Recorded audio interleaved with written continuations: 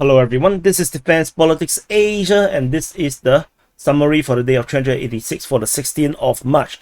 Let's start off with a major news. Slovakia have approved the transfer of MiG-29 fighter jets to Ukraine. Yeah, that's it. And moving on to the Bakhmut Front. And at the Bakhmut city, there is some news, but not very significant, but it's still something. At the north, at the Zelynyanske region, we have previously confirmed that Zelynyanske has been captured from both pro-Ukrainian and pro-Russian sources, and there is a geolocation of Russian forces by Deep State UA at this position where the Wagner fighters actually raise their flag. No, they actually hold their flag, standing beside a sign of Zelynyanske, and fighting is currently happening around Zelynyanske because the Wagner private military contractors are trying to push out and expand the zone of control from the village itself to establish a bigger control ground. The Ukrainian forces currently is holding them, but let's see whether they can do it. The pro-Russian sources reported that this is actually to prepare for a counter-offensive from the Ukrainians to try to recapture this town or village. And there is still fighting reported at Vasylivka. The previous incursion from the south has been eliminated. The front line remains more or less the same, with the Ukrainian forces continue to hold the line very strongly. And so no change in terms of the front line at Vasylivka. There also could be another version of possibility where the Russian forces did not want to capture this town just yet, as they are concentrating on the northern side here.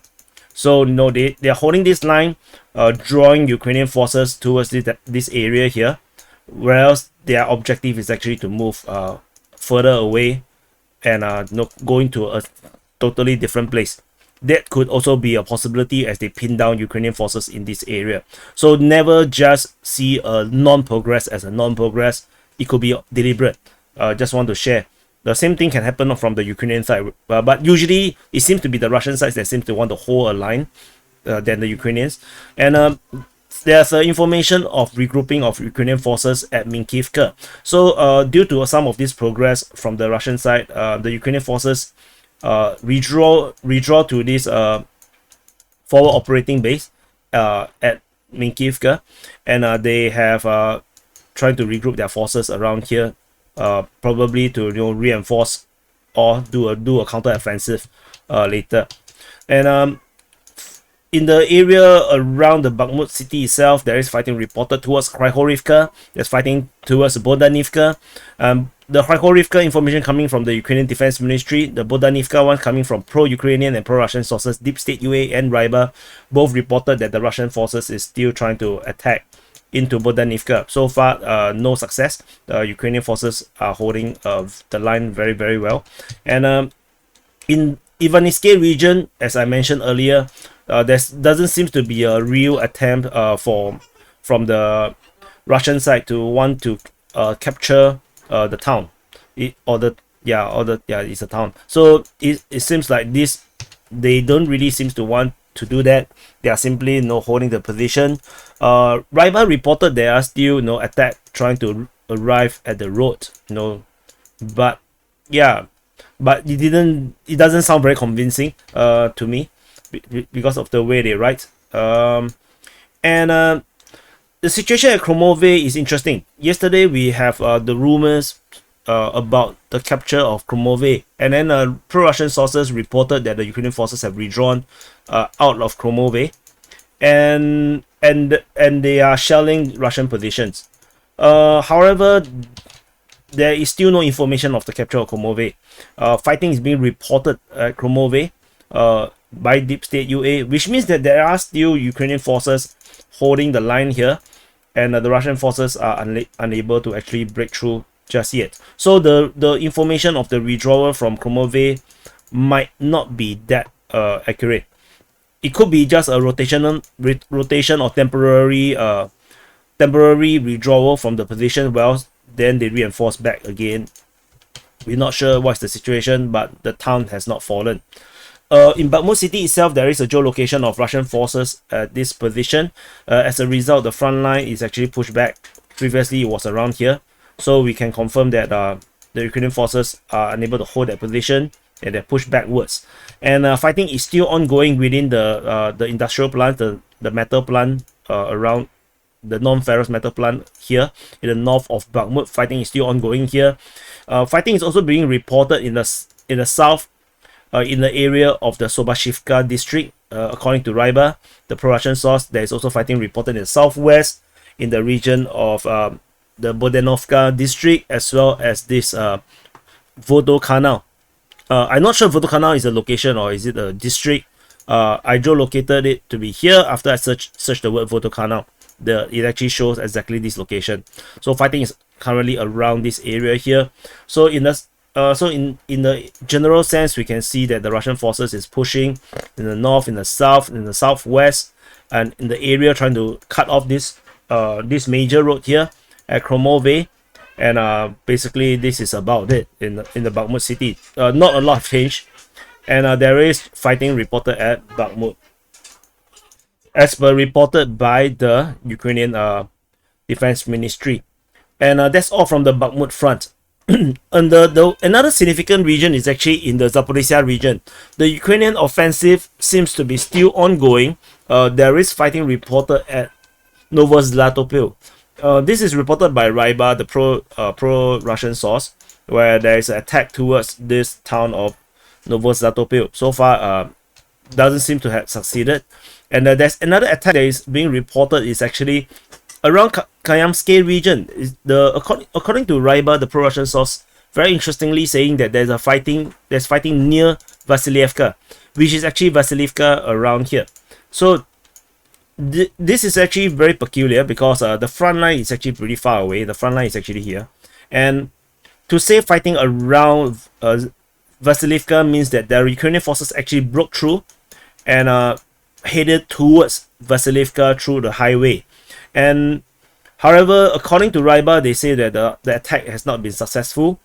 But that being said, it does suggest that Kamyanske might be captured by the Ukrainian forces. Kamyanske is this town that is actually split into half due to the river in the middle. So there's a river here, and the Ukrainian forces actually holds the northern half, and the Russian forces hold the southern half. And at this bridge here, this bridge here is exactly where they always do the prisoner of war exchange. The POW exchanges is always around here, and for the Ukrainian forces to actually fight near Vasylivka suggests that the Ukrainian forces have broke through this area and actually head down the highway, and in essence they might have already captured the rest of Kamyanske as a result. And this is reported only by the pro-Russian sources. So the pro-Russians will not admit the capture of Kamyanske in a very quick sense. So I believe that the likelihood is that the Ukrainian forces might have already captured full of Kamyanske, and they'll be holding a new line of defense just south of it. So that would actually represent the success from the Ukrainian side. And but let's see how this goes. We'll see whether we have other information that can corroborate the capture of Kamyanske in full. So currently they only have half. And there is also geolocation of Russian forces at Nestyryanka, according to Deep State UA, just southwest of Nestyryanka. So the Russian forces here got bombarded. There's also fighting reported, not fighting, but geolocation of the front line at this position. So yesterday I mentioned about the video about the fighting. This actually geolocated at this position. So this actually denotes the front line just south of Novodanilivka. The Russian Defense Ministry only reported shelling at Shebaki, Novodanilivka, around this region here. There is no other information from the Russian source, the Russian Defense Ministry, about the attack or offensive by the Ukrainian forces. That's all from the Zaporizhzhia region. Over at the Avdiivka Front. At the Avdiivka Front, yesterday we reported the capture of Krasnohorivka. This information coming from Surya Maps and Ryba, the pro-Russian source and the neutral source. And then also the Ukrainian Defense Ministry reporting fighting in the area of Stepove, which is actually here. So that actually also denotes the possibility of the Russian capture of Krasnohorivka. However, this information is currently being disputed by Sanya Florida. Sanya is actually a neutral reporter of reporting channel of the Ukraine war, and his channel is all in Russian. He told me that and he also posted in his Telegram channel that based on his sources from the ground, they say that the Russian forces actually only hold 20% of the town, and the fact that over the past 5 days there's only one wounded suggests that there is actually very little fighting around this town. So he disputes the capture of this town greatly. And however, Ryba doubled down, if it's even doubled down, that there is fighting now west of Krasnohorivka after the capture of Krasnohorivka. So according to Ryba, the Russian forces have captured Krasnohorivka and they are now pushing west. And however, according to Sanya, the Russian forces only have 20%, and there's actually not much fighting around this region. So yeah, believe what you want to believe. And there is fighting reported near Vasylivka, Druha, according to Deep State UA, which is actually very unusual because Vasylivka, Druha is actually pretty far away from the front line by now. The distance is around 2 kilometers away, so using this name is kind of weird, but maybe they are talking about the fighting around this area here. And there is also fighting reported at Kamyanske, according to the Ukrainian Defense Ministry. Fighting reported at Avdiivka and Vodian. Vodian is reported by Deep State UA. And otherwise, there is fighting still ongoing at Nevelske. So the current situation, the macro situation, remains more or less the same, with the Russian forces attacking in the northern part of Avdiivka, in the southwest and western part of Avdiivka, and far away at Nevelske. So you want to know more about this front line, you can check out my video on the strategy of what the Russians could be doing around at the Avdiivka front. You can find the link at the end of this video. And at Marinka, there is geolocation of front line at this position. The fighting is ongoing at this area here, which suggests that the Russian lines is definitely not here. They have possibility of going all the way to this area here. So it means that the front line have not really changed for the past half a year. And the Ukrainian Defense Ministry reported the fighting is continuing to be ongoing at Marinka. At the Voleda region, there is no fighting being reported here finally. The Ukrainian Defense Ministry did not talk about Voleda. But the Russian Defense Ministry talked about the shelling at Voleda and Palivka, this area here. So otherwise, pretty quiet now. But shelling is not quiet. Shelling is actually very noisy. And moving on to the Kreminna front. At Kreminna front, there is fighting reported within the Zaporizhzhia forestry, with the Ukrainian Defense Ministry continue to say Kreminna, which is actually very far away. The front line is actually pretty far away from Kreminna itself. There's fighting reported at Kuzmini and Toske. Toske is by Myro Shenikov. The previous information is from the Ukrainian Defense Ministry. Russian Defense Ministry reported shelling at Dibrova and Yampolivka. So the situation pretty much is the same as before, with the Russian forces continue to try to capture the forestry region.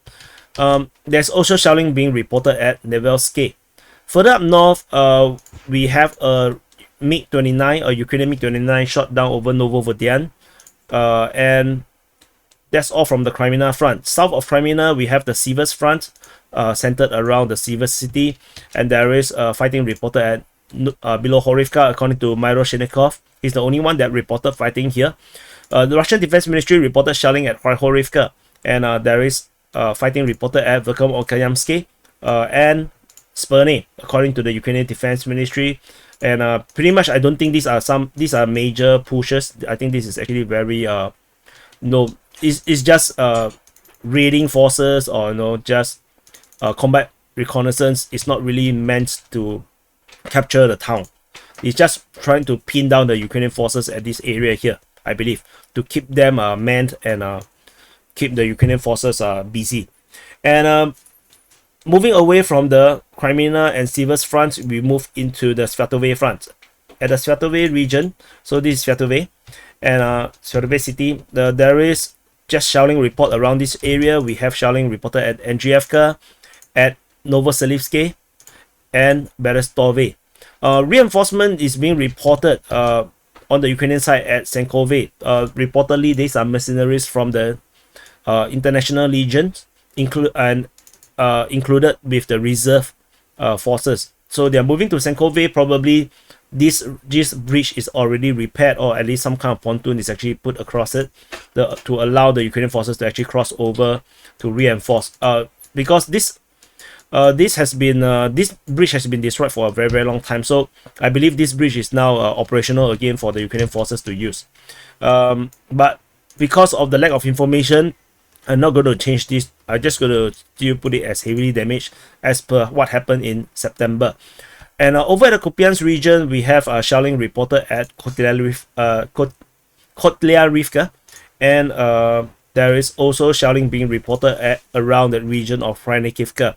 And Ukrainian Defense Ministry continue to report the Russians are attacking at this region, although there is no other Russian sources or pro-Russian sources talking about a Russian push in this area here. Only the Ukrainian Defense Ministry is talking about this. The Russian Defense Ministry simply talk about the shelling. They only shout the Ukrainian forces, but it could be a possibility because they talk about artillery and maybe there's some ground forces shooting. So maybe the Ukrainian Defense Ministry see this as a ground attack. Otherwise, that's all from the region of the Kupyansk region and the Seversk region. And let's see, do I miss any more information? I think that's about everything. So thank you for watching. This is the SITREP for the day of 386 for the 16th of March. And please press the like button, subscribe if you are new to this channel, subscribe and become part of the DPA army. Share this with everyone. Share this to all your social media accounts. Don't care if they care about this war or not. Last time I always say that share this to people who are interested. Now don't care, just share to everyone. Convert them, make them be part of the DPA army, and I'll see you in the next update.